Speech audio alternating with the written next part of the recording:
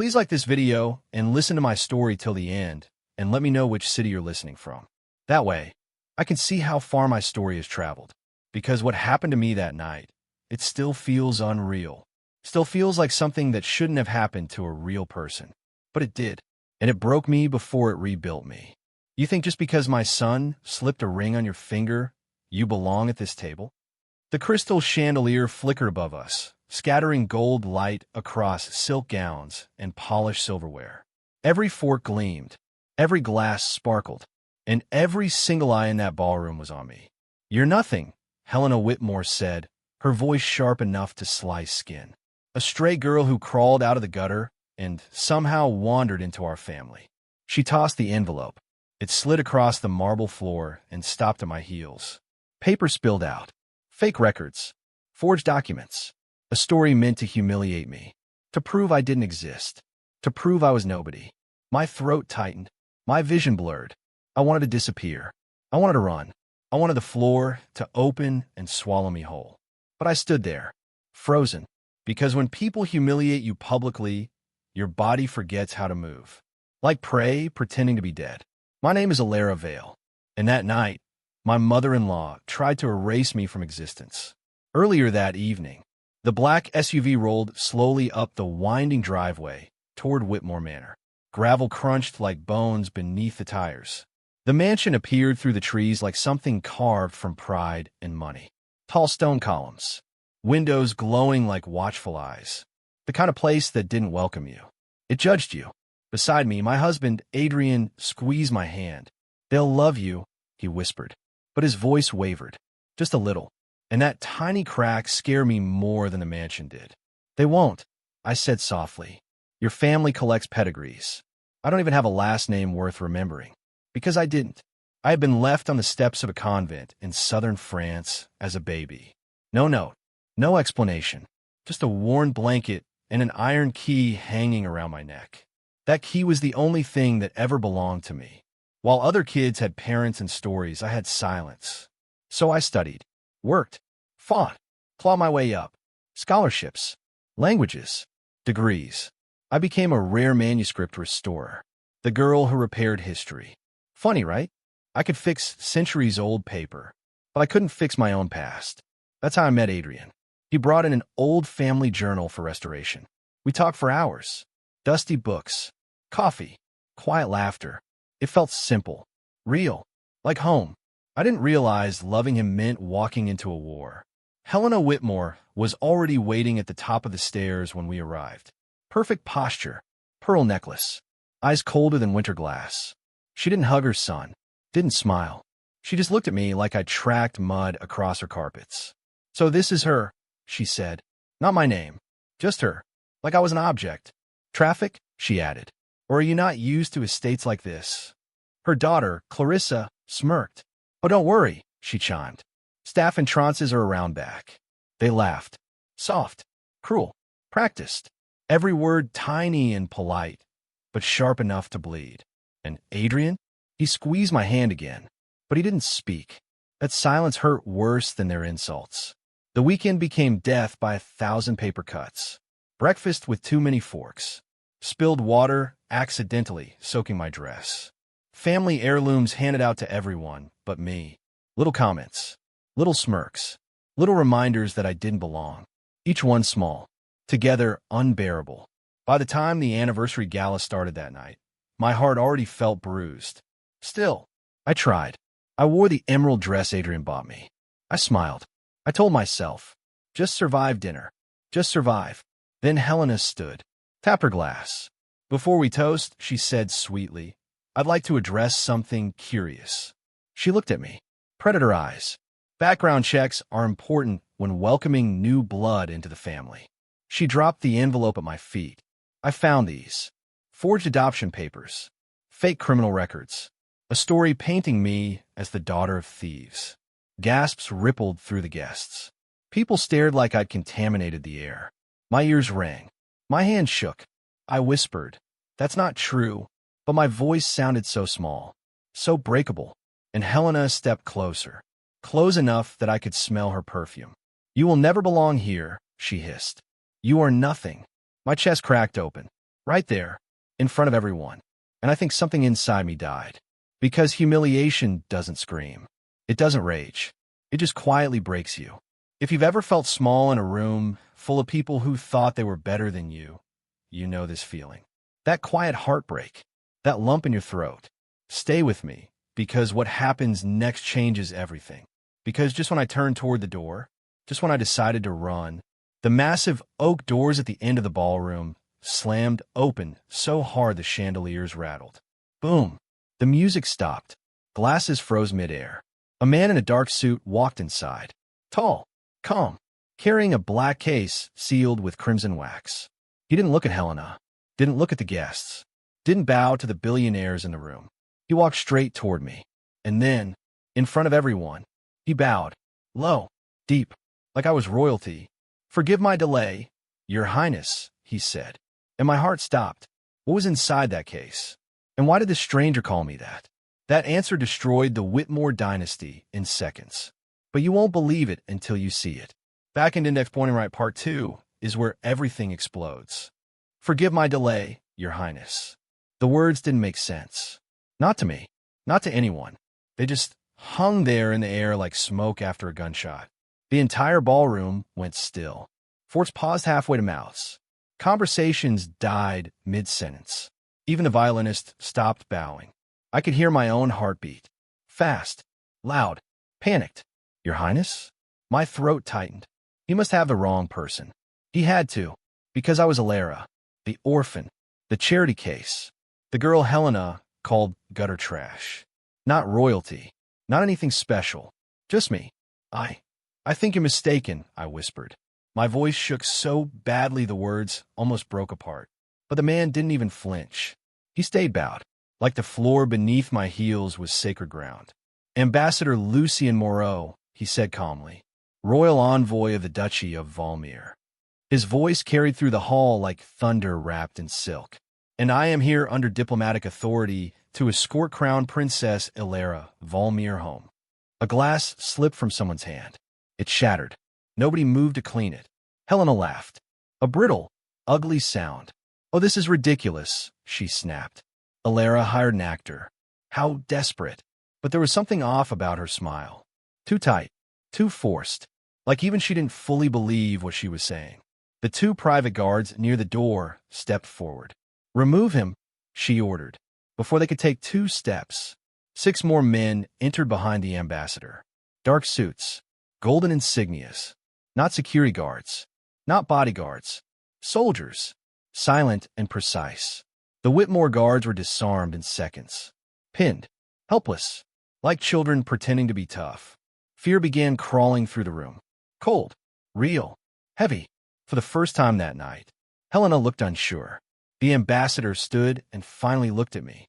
Not through me. Not down on me. At me. His eyes softened. Like he'd been searching a lifetime. "My princess," he said gently. "Do you still carry the key?" My fingers flew to my neck. The iron key. The one I'd worn since infancy. The only thing I owned longer than memory. "Yes," I whispered. "Good," he said. "Because that key is not a trinket." He placed the heavy black case on the banquet table. Helena's wine glass tipped and rolled off, shattering. Nobody dared protest. The red wax seal gleamed under the chandelier. He broke it. Slowly, deliberately. The click echoed. Every breath in the room hitched. Inside the case lay a massive golden crest. Ancient, intricate, carved with a winged lion. It radiated weight, history, power. "This," he announced, "is the royal seal of Valmir." He turned it over. There was a hollow groove at the base. Shaped exactly, like my key. My hands trembled so hard I could barely unclasp the chain. I passed it to him. My heart felt like it might burst straight through my ribs. He slid the iron key into the seal. Click. Perfect fit. Like 2 halves of something broken long ago. He melted wax from a candle onto a linen napkin. Pressed the seal down. Lifted it. Stamped there in crimson. A royal crest. Official. Undeniable. Ancient. Real. The air in the room seemed to vanish. Helena's voice cracked.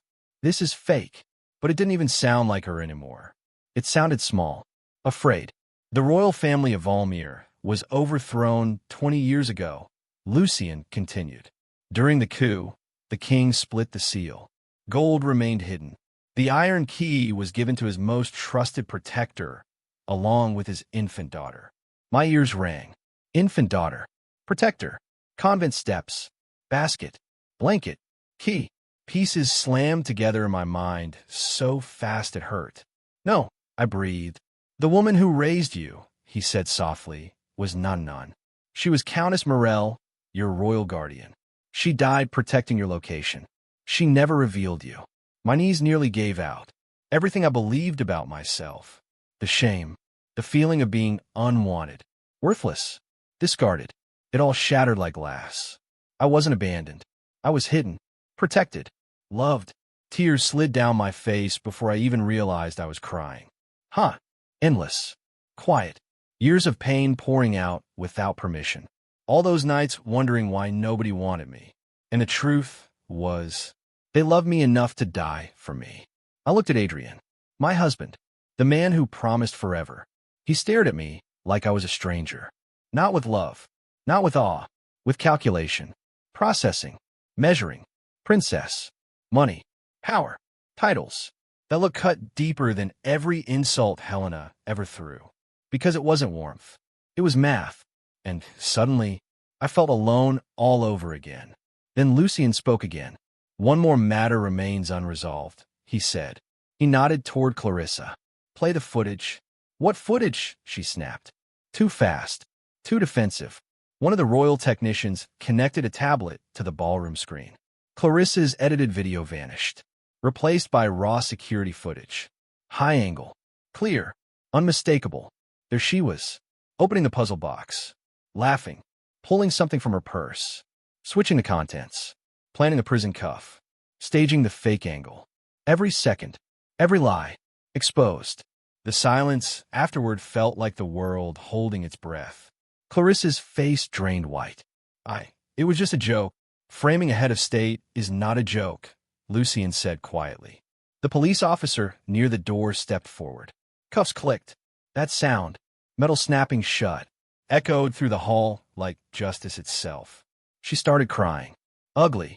Desperate. But no one moved to save her. Not even Helena. Because predators only protect themselves. Pause for a second.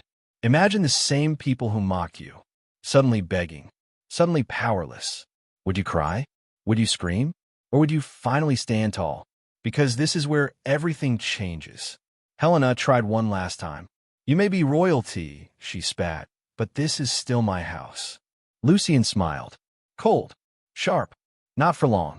Arthur Whitmore, who had been silent all night, finally spoke. Voice shaking. Elena, stop. What? Our entire fleet runs through Valmir ports, he whispered. If they close access, we're bankrupt in a week. Her mouth opened. Closed. No sound came out. The power she clung to vanished. Just like that. And me? I just stood there, holding the broken pieces of my life. Orphan. Nobody. Nothing. Princess. Heir. Queen. It felt unreal. Like wearing someone else's story. But when Lucien bowed again and said, Your country is waiting for you, Your Highness, something inside me straightened.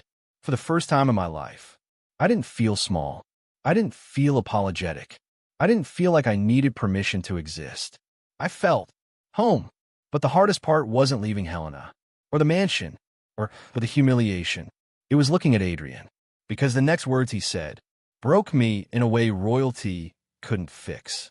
And you're not ready for what he asked me next. Back in index pointing right, part 3 changes everything. The ballroom was still shaking from everything that had just happened. Clarissa in handcuffs. Helena speechless. The royal seal pressed into wax like fate itself. And me, standing in the center of it all like my life had been torn open and stitched back together in the same breath. Princess. The word still felt foreign. Heavy. Like a crown I hadn't agreed to wear. Lucien stood beside me, patient and protective. My car is waiting, Your Highness, he said softly. We can leave whenever you're ready. Leave. Just like that. Walk out. Never look back. It should have been easy. After everything they did to me, it should have been the easiest decision of my life. But then, Alarate. His voice. Adrian. The sound of it still made my heart twist. Stupid heart. Still loving him even after everything. I turned. He looked wrecked. Not powerful. Not confident. Just small. Like a boy who realized too late he broke something precious. Please, he whispered. Can we talk? Just us. Lucy tensed. I advise against. It's okay, I said. Because I needed to hear him. Needed to know if the man I loved was still in there somewhere. Or if I had imagined him the whole time. We stepped onto the balcony, overlooking the dark gardens. Cold air hit my face. It smelled like rain. Like endings. For a moment, neither of us spoke. Just silence stretching between us like a canyon.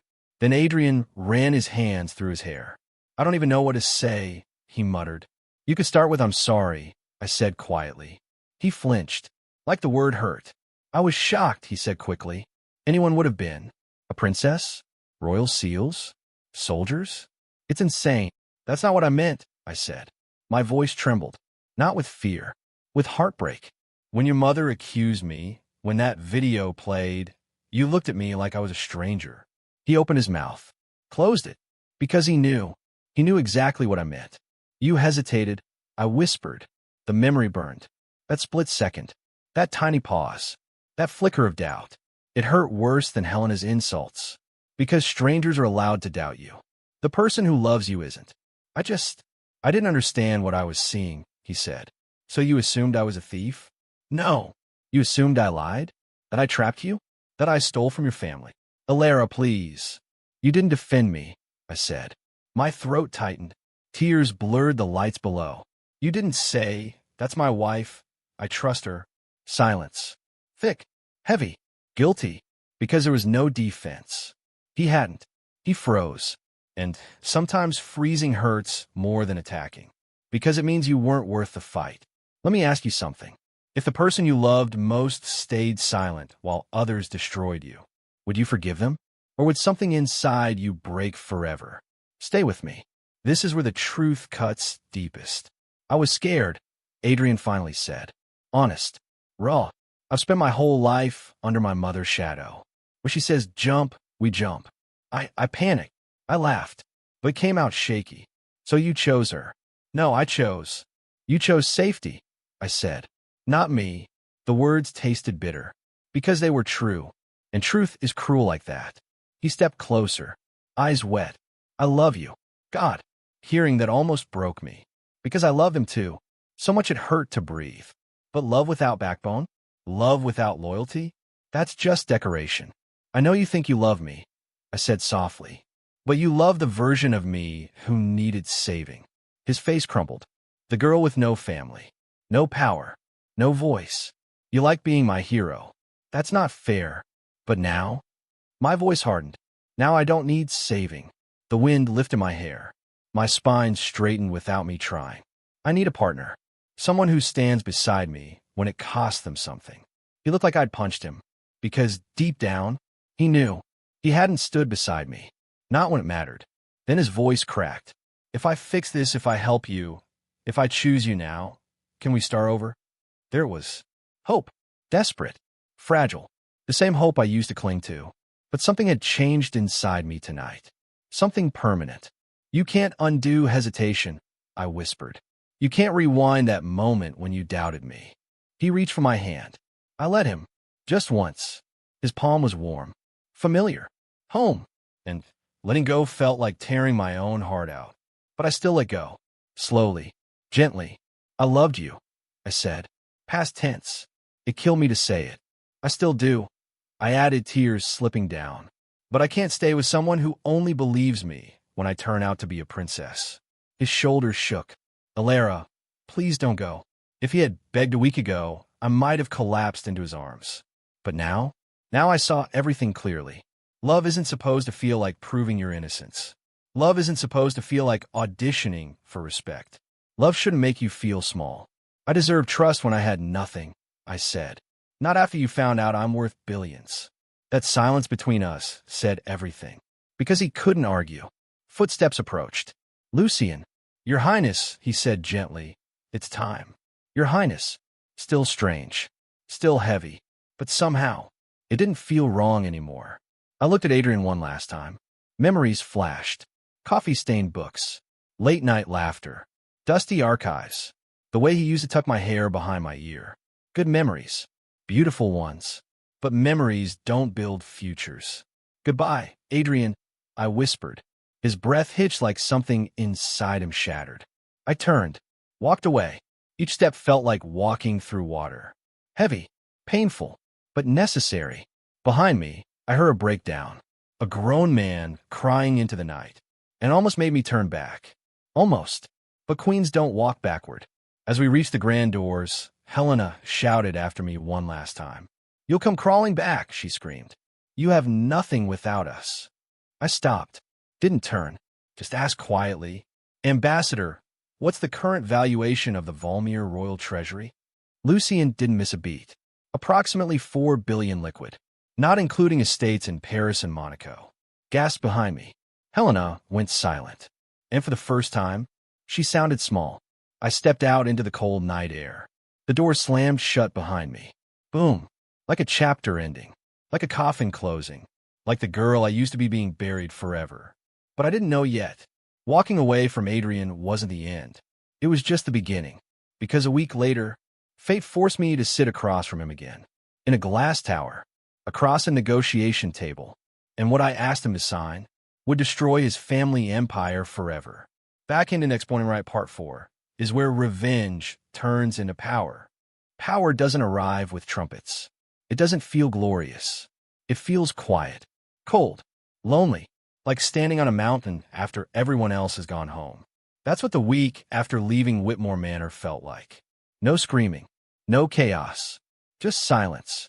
Too much silence. 1 week earlier, I'd been begging my husband to believe me. Now, I had a security team, advisors, lawyers, a private residence overlooking Central Park, and people bowing every time I entered a room. It should have felt magical. Instead, it felt hollow, because grief doesn't disappear just because your title changes. At night, I still cried, softly, into pillows that cost more than my old apartment. Not for the mansion, not for Helena, not for the insults. I cried for Adrian, for the boy in the archive who made me laugh over dusty books, for the love that almost worked. Almost. That word haunted me. But grief didn't get long to breathe. Because Lucien knocked on my study door one morning with a thick black folder. His expression was tight, professional, dangerous. We have a complication, Your Highness. I wiped my face quickly. What kind? The kind that involves the Whitmores. My chest tightened instantly. Of course it did. They weren't done with me. Not yet. He placed a folder on the desk. I opened it. Bank transfers. Shipping routes. Offshore accounts. Shell companies. Numbers so large they blurred together. What am I looking at? I asked. Lucien's voice lowered. Money laundering. My head snapped up. For years, funds stolen from Valmir during the coup were siphoned out of the country. He tapped the page. They were cleaned through an American corporation. My stomach dropped. No. Yes, he said quietly. Whitmore Global Shipping. The room felt smaller, like the air got sucked out. They helped fund a regime that killed your father. The words hit like a punch. My father, the king, dead because of traitors, and the family that called me trash, had unknowingly funded it. My hand started shaking. Anger, grief, rage, all at once. So arrest them, I said. My voice surprised me. It wasn't sad anymore. It was steel. Lucien shook his head. International courts. Years of trials. Appeals. By then the money is gone. So what do we need? He met my eyes. We need the company's signature. Voluntary surrender of the accounts. Silence. Heavy. Arthur Whitmore will never agree, I said. No, Lucien replied. But Adrian might. And just like that, the universe decided I wasn't finished with him.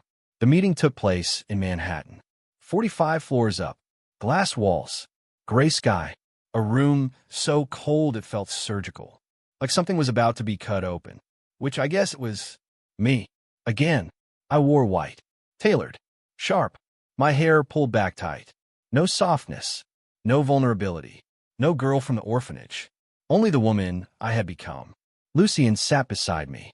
2 lawyers across. We waited. Then the door opened. Adrian stepped in, and my heart betrayed me, because for half a second, I still saw my husband. Not the enemy, not the negotiator, just him.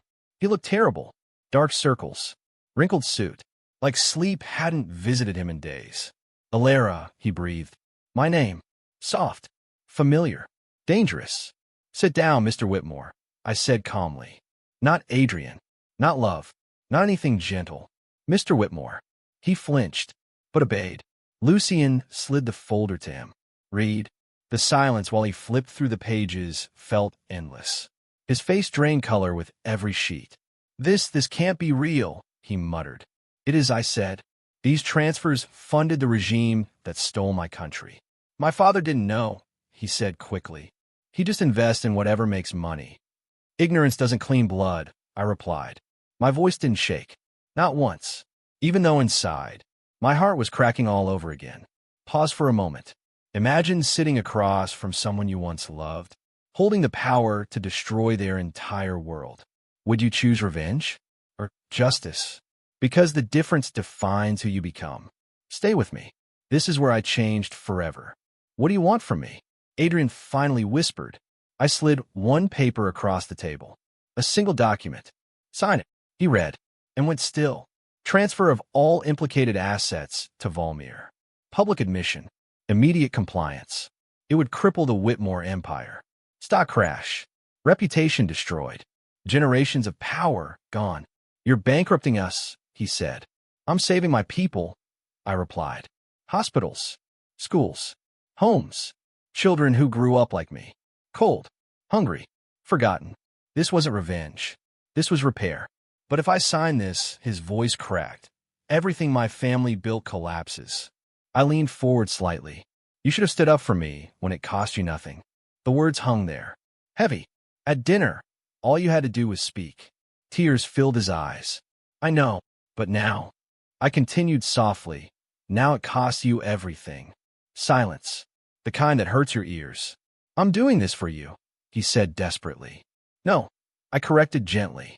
You're doing this to save your father from prison. Truth again. Sharp. Precise. Merciless. Because it wasn't love driving him. It was fear. And I deserved love. Not panic. He picked up the pen. His hand shook. If I sign, is there any chance for us? God, that question nearly shattered me. For one stupid heartbeat, I wanted to say yes. Run to him. Forget titles. Forget crowns. Just be Alara again. But that girl was gone. She died in that ballroom. You can't buy back trust, I whispered. A tear slipped down his cheek. Then, scratch. The pen moved. His signature. Whitmore. And just like that, an empire fell. Lucien took the paper immediately. It's done, he said. And Adrian just stared at me, like he was watching me disappear. I really did love you, he said quietly. I know, I replied. And that's what makes it hurt. I stood. Didn't hug him. Didn't touch him. Because if I did, I might break. And queens don't break in boardrooms. As I reached the door, he called out. My mother's planning something. I paused. She's angry. Desperate. Talking to tabloids. She wants to ruin you publicly. Of course she did.